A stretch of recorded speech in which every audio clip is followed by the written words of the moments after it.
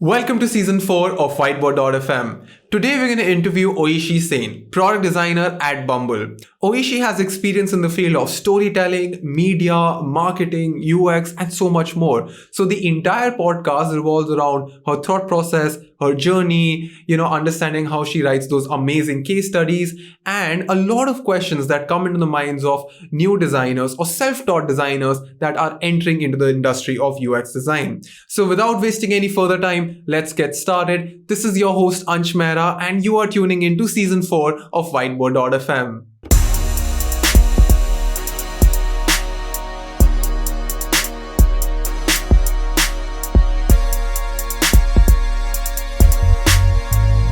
Welcome to Whiteboard.fm, Oishee. We are so excited to have you here. Yay, I'm so glad to be here. Hello. Cool. So we've been going through your work. Your website is absolutely gorgeous, and you worked across a diverse set of subjects: graphic designing, video, storytelling, and now product Yeah. design. How did you learn so many things? Like, what's your learning process like? Yeah, I mean, that's a good question. And actually, like when I think about it, it's not really like I intentionally learned a lot of things that, oh, I want to pick up 3D now, or I want to pick up graphic design now, or product design now. I think what's been really helpful for me is that when I have a design problem, I try to approach it with a really open mind. And I try to let the process and that problem's journey define what kind of outcome it deserves. So, I mean, I can explain it with an example, maybe a little better. Like, I remember that in NID, that's the college I went to, we used to have these things called like design projects. They were usually like they span over like several months. It's a design project that you define the brief for and you do something for it. And for the first week, our class would just sit together and decide what the hell to do. And what we found is that we would say things like, I want to make a website, or I want to make a poster, or I want to maybe make an animated film. While this is great, like you're being intentional about what kind of skills you want to pick up, but this may not really help you in actual problem solving. So for example, say your problem is that you want to raise awareness for climate change, just as an example, right? And you've already in your head decided that I want to make a website, then you're already doing a lot of injustice to how much that problem gives opportunity for you to do. Maybe like if you actually understand that problem in depth, maybe at the end you'll realize that, hey, you know what, like it seems a movie is the best way to solve this for now, because a lot of people may not have access to internet, or maybe the movie will have a wider reach, maybe it'll be more accessible, maybe it's a better format to consume it. So I think having that approach has always meant that I'm not a product designer, I just want to do justice to the problem. And via that approach, I think I've always ended up with a lot of different kinds of outcomes. And like about my learning process, I don't know if I could recommend this to anybody, but I don't have a very linear learning process at all. Like I've never been able to, sit through a course with, 40 modules. And then by the end of that course, I can say that, oh, I have cracked 3D design. Now I know it. So now I'm going to go and do it. It's never been like that for me. So for me, it's basically a lot of back and forth. I do a lot of trial and error. I like learning and doing at the same time. If there's something new, I feel like it's just so interesting for me that it ends up consuming my day and my night. So I'll see a video and then I'll go back and start doing it. I think I know enough to get started. But 5 minutes into starting that thing, I'll realize that, okay, I know nothing actually. So go back to, say, more tutorials, more videos. So we use this word jugaad. I would say I'm definitely very jugaadu while learning. Like, I'll find something, find an article, or I'll find some random comment in a forum of the help section to get what I want, right? So yeah, it's definitely not a linear process, but I think there are just so many resources now.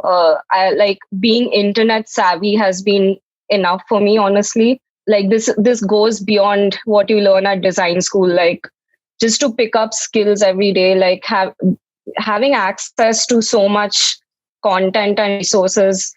Like I'm so grateful for that. Like we're living in a really good time that this is so easy to do. So yeah, I think that's been really helpful in the past. A lot of self-taught UX designers ask, do I need a design degree to become a successful UX designer? How would you answer that Yeah. question? So like the short answer is no.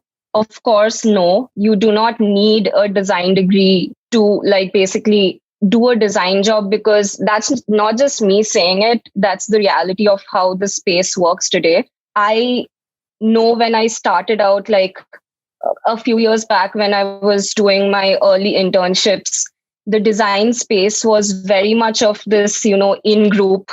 That's what it felt like to me. Like my peers, my design peers would just be people from NID or other design colleges. And I think now that's not the case at all, especially in tech, because tech is so accessible, right? The jobs are so much more accessible. There's so many jobs.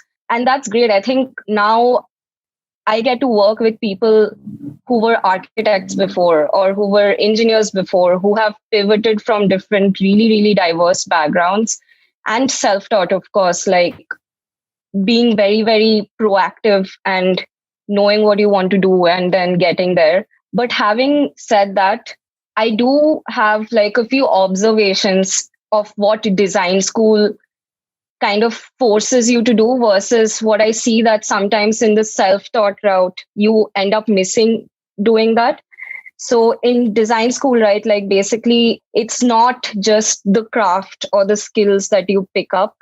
It's, I would say the most important skills are more around critical thinking. It's about deeply understanding a problem. It's about empathizing with people more than anything else. So a lot of these things are invisible, right? Like these skills are actually not, you can't show, like you can't draw this skill or you can't show it to someone, but it's basically like the fundamentals of thinking. I know design thinking is thrown around a lot. It's a very vague term, but like I would say that process, like that philosophy of thinking, I'm not saying that we do it better, and I'm not saying that we're better than anybody at all, but we just happen to be in a space that forced us to think critically.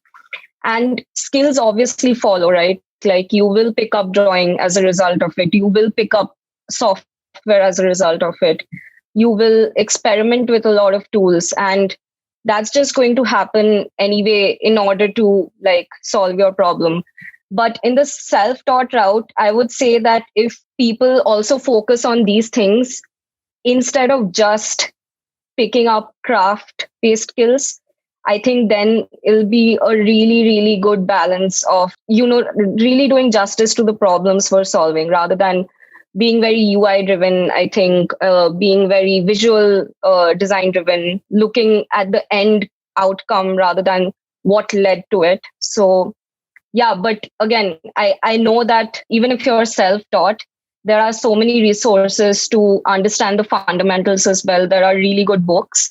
There's a lot you can read, watch, like read about psychology, read about philosophy, read about politics and all of that. And it's just another thing. It's also a skill that you have to pick up. So yeah, no, you do not need a degree. You can definitely do without it. Yeah. Can you recommend some resources or books?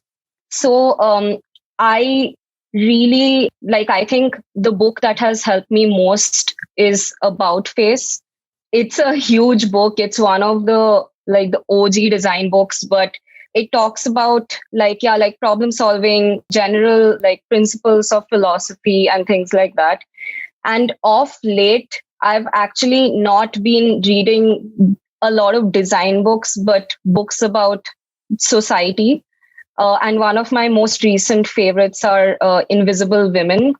It's a book about like basically data bias against women that has happened over decades and decades of, men like ruling the world, So it's really interesting because, like, one example the book talks about, how in cars, the driver's seat in the car, because measurements were taken based on the average male measurements, women have to actually struggle to, drive the car because either their sizes are smaller, their build is smaller, their height might be less than men. So basically, there are all these details about the world that we live in that are kind of pivoted towards the default male, like the book calls it the default male.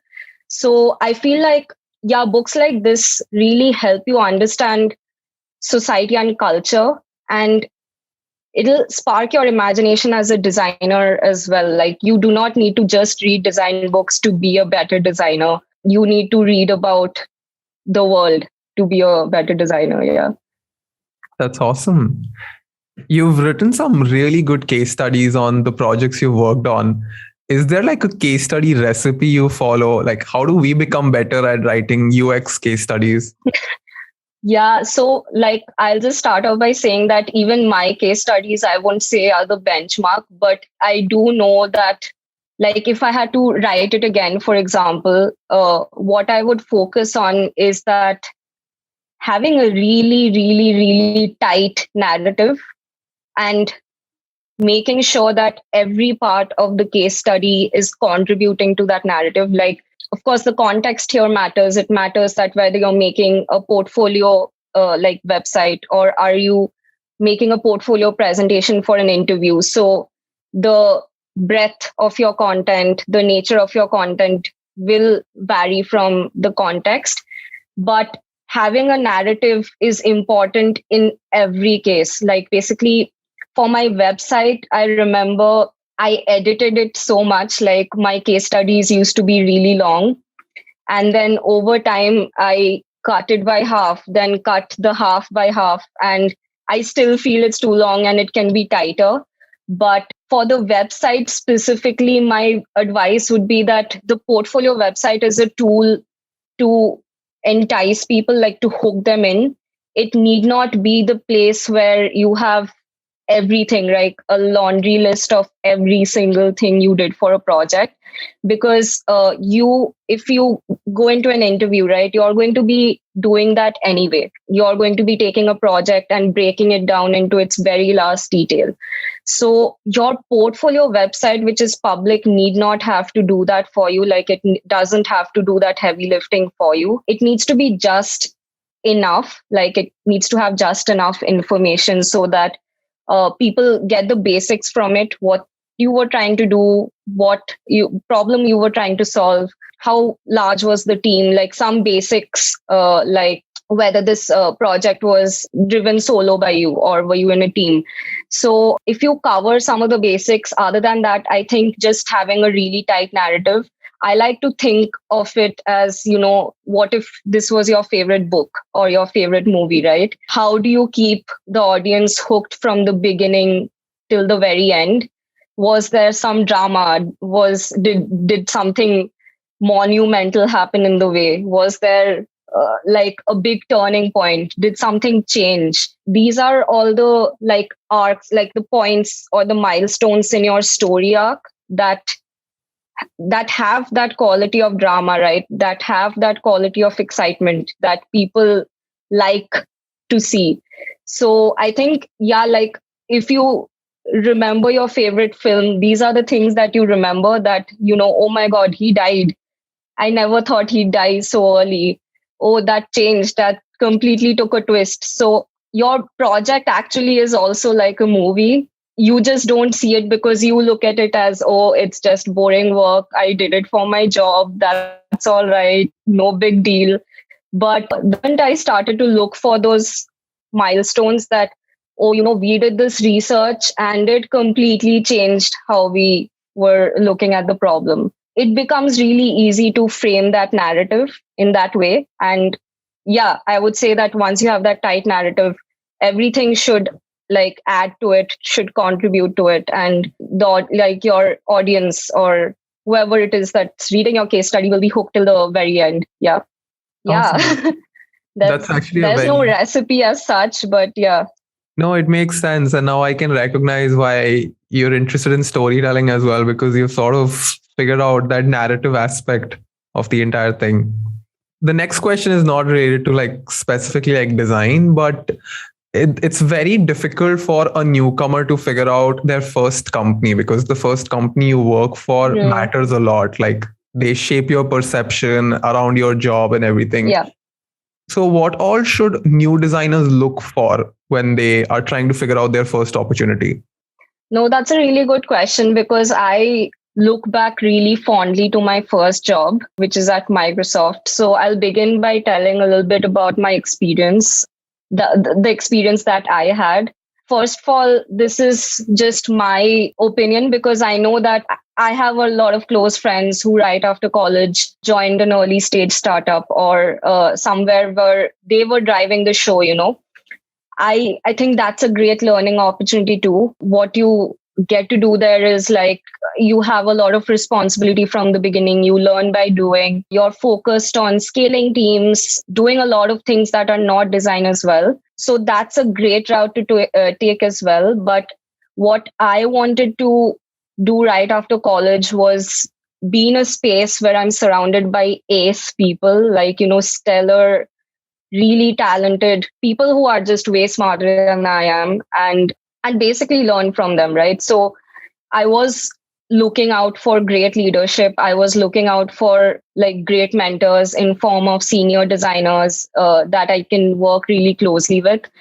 So in Microsoft, I was really grateful to be part of an amazing team. I think the fact that I was in that team really contributed to the fact that I was able to learn a lot. Really driven people. My manager was very, very, like, he was a visionary, right? Like, he was super like invested in our growth. He was really talented. He was a really smart guy. So I think being in the company of that, just you're automatically like incentivized to be great, you're incentivized to learn, and it definitely resulted in a lot of growth in me as a designer. Like, I remember when I joined, I thought I was the shit. Like, I just graduated from design school, I have all these design skills, I've been told that I'm a good designer, so I thought I was really the shit.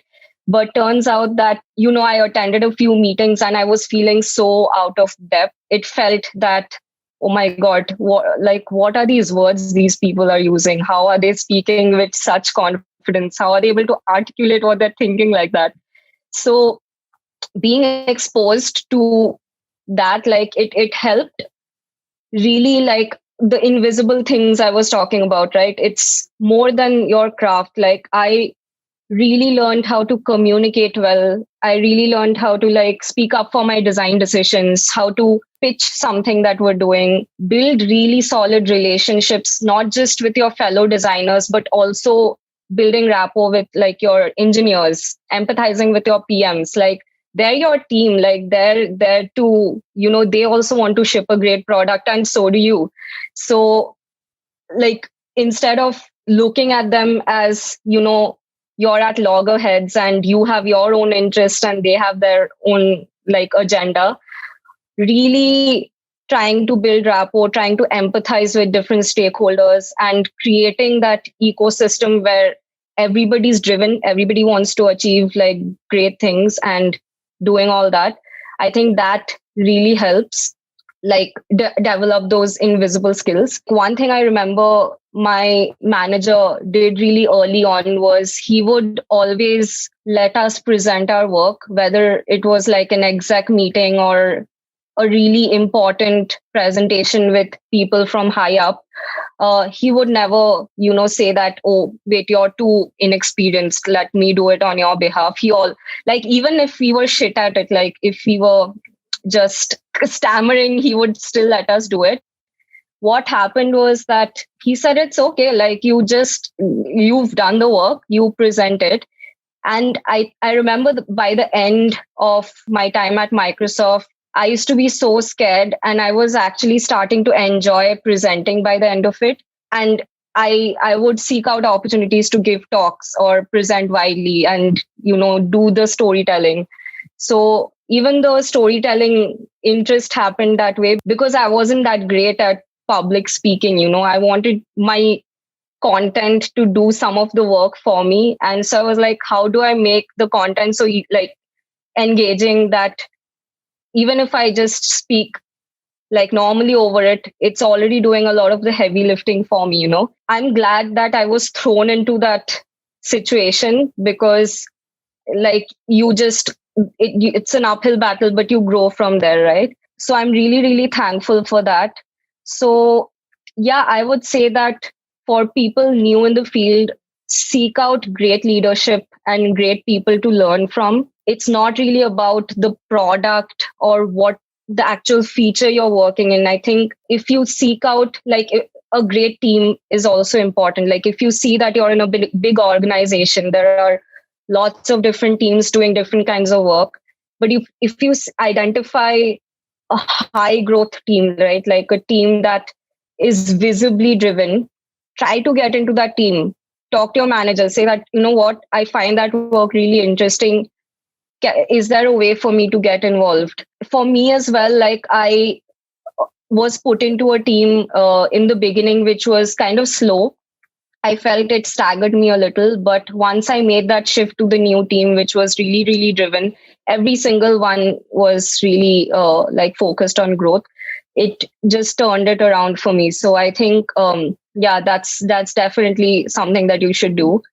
And yeah, I think another thing is that when I joined Microsoft, there was very little I said no to, because it also gave me an opportunity to learn and figure out things. Like we were talking about learning earlier, right? This is another way that I've ended up doing a lot of random things during my time there. So like if someone comes and says that, hey, like we need a new 3D brand for our team, I would say yes. Like, yeah, I don't know how to do 3D yet, but I'll figure it out. But yes, I want to do it. Or, like, let's shoot like a movie about our team. Like, yeah, let's do it. I think that really helped. It helped me kind of do a lot of different things other than just product design, because I would be super proactive about, in seeing what's going on and then like claiming opportunities, like not saying no and shutting it out just because I don't know how to do it yet. Yeah.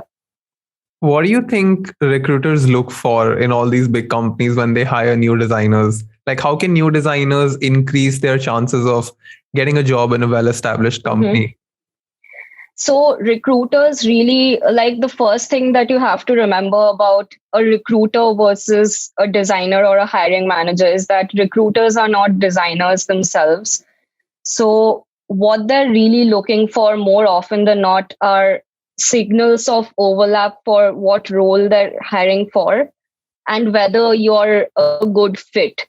So you have to make it obvious to the recruiter that you're a good fit. I think that's what's worked for me, at least in the past. Yeah, like you'd find that very commonly recruiters are hiring for either a specific team or a specific role that they have in mind.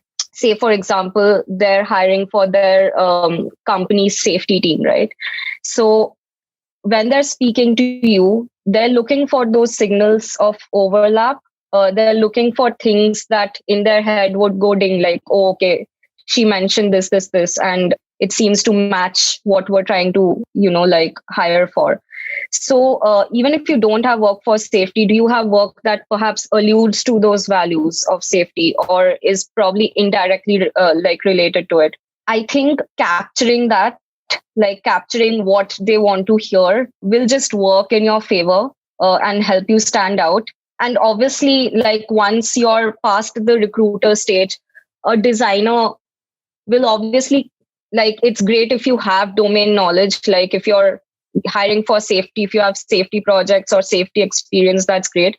But a designer is not going to judge you that harshly for not having experience in a specific team. But yeah, for recruiters, I think those signals really matter. And something like other than that, what's really worked in my favor is definitely having a portfolio that does that first impression really well. Even if your portfolio is not super, like it need not have like 1,000 case studies, but it needs to have just enough information, evidence of your work, like the fact that you've done projects, you have experience and stuff like that. So that first impression, I think once you're past that, like with the recruiter, the hard work is actually in the interview. So getting noticed is basically like creating your surface in a really good way. Yeah, I think I would still say that from my interviewing experience, I've had the most fun. And definitely it was the more harder part was after the recruiter stage, the actual interviews. Like one of my favorite rounds is the portfolio review. It's because I really like presenting things in a narrative. So I'm able to, and because this is not office or my job anymore, this is where I can really be myself and express my work in a way I see fit. So I think the hard work is there. Like you really have to bring your best self to the interviews. You might have to collaborate with designers. You might have to do few tasks with other designers. There's a lot that you have to do in that stage. And like that's where you really need to like focus and direct your energies to. But yeah, for getting noticed by recruiters, I think that first hook, the signals, the portfolio, that's just having enough to capture that you're a good fit is a good thing. Yeah. All of your answers have been so practical. It's actually very impressive because a lot of times we hear a lot of things, but it's very difficult to pick and actually encapsulate what to act on. But I feel like a lot of people will learn from this interview. So I'm very happy. And how can people see your work? I know that your website is there, but where else do you publish your work? I've not like I'm actually pretty much a ghost on social media. This is something that I'll probably slowly change. But yeah, I think the website is where I have not just my like design work that I've been doing professionally. I try to put a lot of the personal stuff on there as well. But yeah, like I'm actually not super active on social media. So I don't know what to say anymore. Yeah. That's all right. That's actually a good thing. That means that you have a lot of time at your hands to learn and do other stuff. Yeah. Yeah. That's a blessing in disguise. But thank you so much for coming to the show, Oishee. We are very happy that you came. And I know that a lot of students are going to love this, especially because you have studied at a good college. You worked at all the fabulous companies. So we know that there was a lot to learn from you. And I hope that this interview reaches thousands and thousands of people and hope to catch up again. Yeah, this was so nice. Thanks so much for having me. Yeah. All right. Thank you, Oishee. Bye. Bye. You just finished an episode from whiteboard.fm. Don't forget to hit the subscribe button and the bell icon because we are coming up with interviews and design reviews that will help you accelerate your growth as an upcoming product designer. This podcast is a part of the 10K Designers Network. Check out our website whiteboard.fm to learn more.